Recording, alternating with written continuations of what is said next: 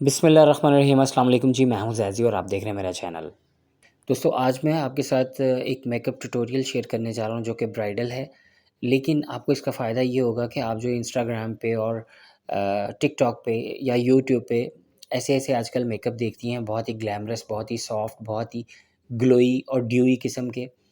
तो वो क्या होता है, आज मैं उस टाइप के ट्रेंड को फ़ॉलो करते हुए आपके साथ मेकअप शेयर कर रहा हूँ। सबसे पहले मैंने अपने ही ब्रांड का प्राइमर बूस्टर लिया आइज़ के ऊपर और उसको अप्लाई किया ब्रश की हेल्प से, ताकि हम जो भी पिगमेंट पाउडरी लगाएँ या फिर मेटालिक लगाएँ वो अच्छे से बूस्ट होके खिल के सामने आए। जैसा कि आपने देखा मैंने फिंगर की मदद से मेरे ही ब्रांड का मेटालिक शेड था, पर्ल गोल्ड कलर, उसको मैंने फिंगर से ही रब करके तो इसको अप्लाई कर दिया। अगर ये नीचे बूस्टर ना लगा होता तो शायद इतना अच्छा रिज़ल्ट ना आता, और शायद अगर आता भी तो पानी से वेट करके, जो कि मैं नहीं करता। बहुत सारे लोग मेटालिक शेड लगाते हैं ना तो वो वेट करके अप्लाई करते हैं। लेकिन आप मेरी ऑलमोस्ट सभी वीडियोज़ में देख सकते हैं कि मैंने कभी भी कोई पिगमेंट वेट करके अप्लाई नहीं किया, और अगर किया भी होगा तो स्मज लाइनर के लिए शायद कोई केक लाइनर यूज़ किया हो, वो अलग बात है। लेकिन क्रीज़ लाइन के ऊपर या ब्रो बोन के ऊपर वेट करके कोई भी चीज़ आप अप्लाई करते हो तो उसकी शाइन बिल्कुल नहीं आती, वो थोड़ी देर के बाद डल हो जाता है। तो दोस्तों मैंने वन शेड के साथ क्रीज़ एरिया और आउट कॉर्नर को अच्छे से ब्लेंड आउट कर लिया। अब इसके बाद नार्स का पैलेट लिया था, उसमें से एक शैम्पेन गोल्ड कलर का मेटालिक आईशैडो लिया था और फिंगर से ही इसको अच्छे से जो है वो डैब डैब करके सेट कर लिया। थोड़ा बहुत इसकी क्रीज़ लाइन जहाँ पे थी वहाँ से इसको रब कर लिया। एक्चुअली ट्रेंड को जब फ़ॉलो कर रहा हूँ तो फिर डेफ़िनेटली वही चीज़ें करूँगा जो हम रोज़मर्रा इंस्टाग्राम पर देखते हैं। तो लिड एरिया पे आपने कोई भी मेटालिक आईशैडो लेना है, किसी भी ब्रांड का हो आप अप्लाई कर सकते हैं, ज़रूरी नहीं है। मेरे पास पड़ा हुआ था नार्स तो मैंने नार्स अप्लाई कर लिया। आपने देखा ही होगा मेरी मोस्टली पैलेट्स में ये कभी यूज़ नहीं हुआ। तो अब मैंने ली है लैशेस ग्लू और इसको मैंने फिंगर की हेल्प से अप्लाई कर दी है। जब आपकी लैशेस ग्लू जो है वो 80% ड्राई हो जाए तब आपने इसके ऊपर फिंगर से ही ग्लिटर अप्लाई कर देना है। और आज मैं इनको जो शेड अप्लाई कर रहा हूँ वो मेरे ही ब्रांड का है जिसका नाम है बल्ब। और आप काफ़ी वीडियो में देख चुके हैं, मैं पहले भी बता चुका हूँ कि बल्ब एक ऐसा ग्लिटर है जिसको जिस बेस के ऊपर हम अप्लाई करेंगे उसी की तरह का वो दिखेगा, रिफ्लेक्शन देगा। तो देखिए आज शैम्पेन गोल्ड हमने लगाया था, तो यहाँ पे ये शैम्पेन गोल्ड ही दिख रहा है। और सेम फिंगर की मदद से मैंने इसको प्रेस करके ना तो सेट कर दिया था। तो इस तरह मैंने दोनों आईलिड्स पे जो है वो बल्ब ग्लिटर अप्लाई कर दिया और इसके बाद हम लाइनर अप्लाई करेंगे। और लाइनर के लिए मैं आज ले रहा हूँ जी मैक ब्रांड का लाइनर।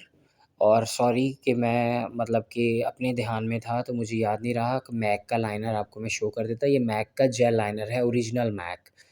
और जैसा कि आप देख रहे हैं कि मैंने आउट कॉर्नर से एक छोटा-सा विंग्ड निकाला और उसी को फिर रिवर्स करके तो इनर की तरफ लेता आ रहा हूँ।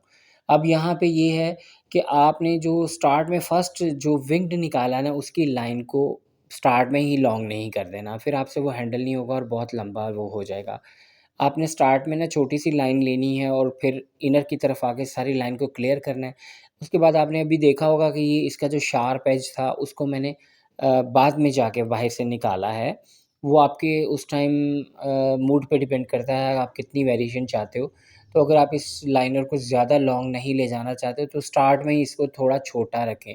उसके बाद आप ब्रश के एज की मदद से इसको बाहर जितना फैलाएँगे ये उतना ही शार्प और तीखा हो जाएगा।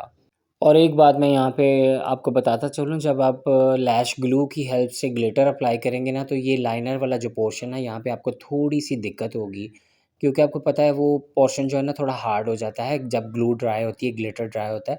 तो कोई बात नहीं है, इतनी भी वो कोई हर्डल्स नहीं है कि हम कर ही नहीं सकते। तो आपको 5-6 बार यहाँ से अच्छे से इसको फाइन करना होगा, क्योंकि अप्लाई करते हुए भी कुछ ऐसे ग्लिटर के पार्टिकल्स होते हैं जो लाइनर के अंदर चिपक जाते हैं। तो हमें अपना बेस्ट देने के लिए इस पोर्शन को अगर 8 से 10 बार भी रिफ्रेश करना पड़े, तो कोई मसाइका नहीं है। क्योंकि आपको आपका बेस्ट देना है ना, तो उसके लिए आप हद्दुल इम्कान कोशिश करें कि आपसे कोई मिस्टेक ना रह जाए। और बाकी अल्लाह पे छोड़ दें, क्योंकि कीड़े निकालने वाले जो है ना, वो तो हीरो में भी निकाल देते हैं। हीरे की आपको अंगूठी लेना है, तो कीड़े निकालने वाला उसमें भी निकाल देगा। ये कलर अच्छा नहीं है, ये स्टाइल अच्छा नहीं है, ये फलान है।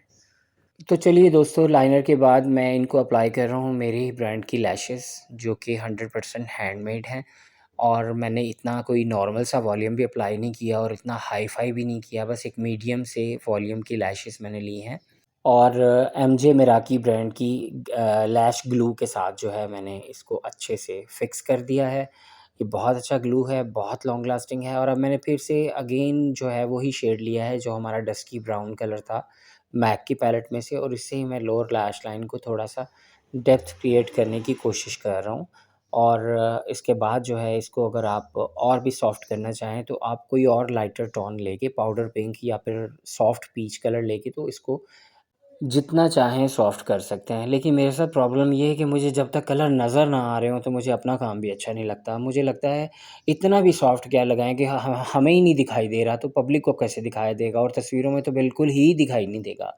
लेकिन ऐसा भी नहीं है कि अब सारा थीम जो है वो ब्राउन और पीच और शैम्पेन का चल रहा है तो नीचे आके आप गुलाबी, शॉकिंग पिंक या फिर कुछ ऑरेंज टाइप कलर जो है वो लोअर लैश लाइन पे लगा दें, तब भी बहुत ही ऑकवर्ड लगेगा और बुरा लगेगा। आपको थीम से कभी भी आउट नहीं होना चाहिए। तो चलिए दोस्तों, इनर कॉर्नर को भी सेम शेड के साथ हमने हाइलाइट किया है जो हमने ब्रोबन पे इस्तेमाल किया था, और इसके बाद हमने लिया है टीवी स्टिक, और टीवी स्टिक का शेड नंबर हमने लिया है 38, और इसको मैंने अप्लाई किया है एक फ्लैट ब्रश की हेल्प से आइज़ के अंदर, ताकि आइज़ की लुक बिल्कुल वो इंस्टाग्राम वाली जो न्यूड ब्राइड्स होती हैं ना उनकी तरह है। लेकिन सेम एग्जैक्ट उस चीज़ को फॉलो नहीं कर सका क्योंकि उनकी तो 4-4 रिंग लाइट्स होती हैं, और फिर इतनी-इतनी हैवी कमरे में पिंक और पीच कलर की 4D, 5D IM type lights होती हैं जिसे HMI भी कहते हैं।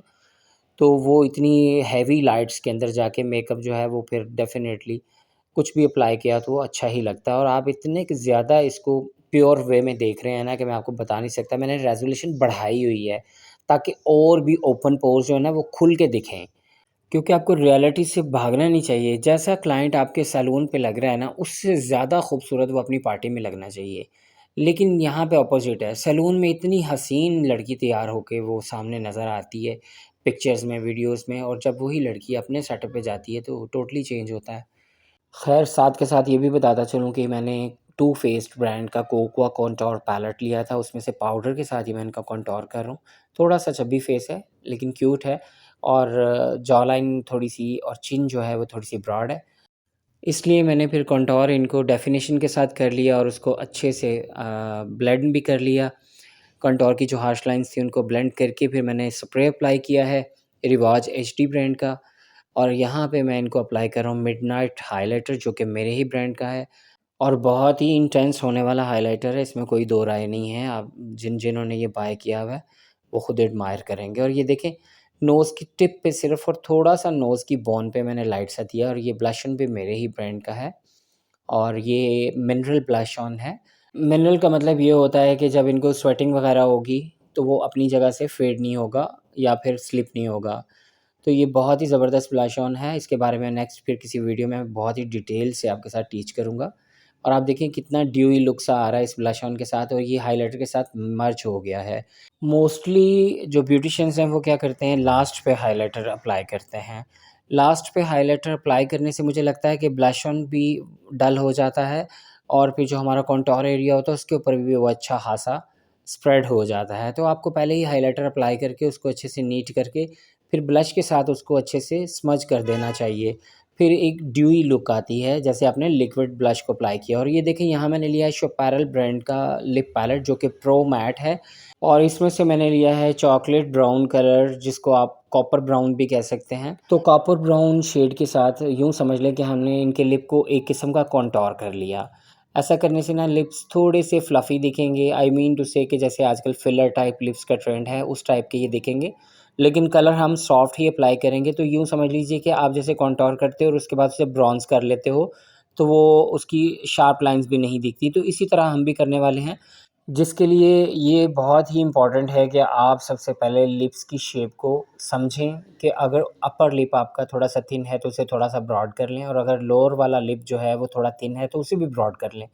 और अगर वो ऑलरेडी बहुत ही मोटे लिप्स हैं या ब्रॉड हैं, तो आप ये कोशिश कभी ना करें कि उनको आप खुद से क्रिएटिविटी करके छोटा करने की कोशिश ना करें, वो बहुत ही कार्टून टाइप दिखेगा। उसके लिए ये है कि ज़्यादा ओवर लिप्स अगर रियल में आपके पास आ जाते हैं, तो आप न्यूड शेड्स का यूज़ करें, और कोशिश करें कि जो बहुत ही बारीक लिप्स होते हैं ना, उनके ऊपर न्यूड शेड कम लगाया करें। उनके ऊपर मैरून, रेड या फिर इसी टाइप के मैजेंटा, शॉकिंग पिंक, जितना आप ब्राइट कलर लगाएँगे ना, उतना ही अच्छा दिखेगा। और ये रहा आज का हमारा फाइनल लुक। होपफुली कि आप इसको लाइक करेंगे, एप्रिशिएट करेंगे और दोस्तों के साथ शेयर करेंगे। इजाज़त दीजिए, अल्लाह हाफ़िज़।